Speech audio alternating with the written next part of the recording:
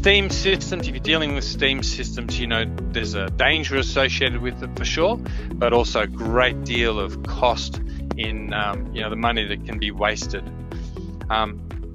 We made this fantastic animation and simulator that shows how water boils at different temperatures, at different elevations, and it was really fun to do, but we don't really have time to talk about it much now.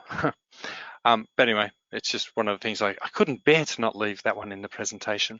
But you can see the sorts of money, you know, if depending on the pressures and the size of the leak and so on, you know, it can really amount to a lot of money.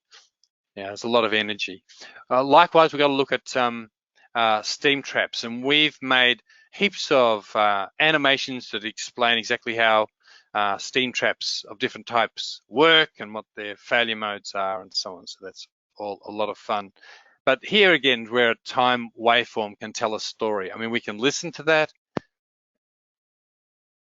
and see what's going on, hear what's going on, but we can also sort of visualize what's happening and what should be happening.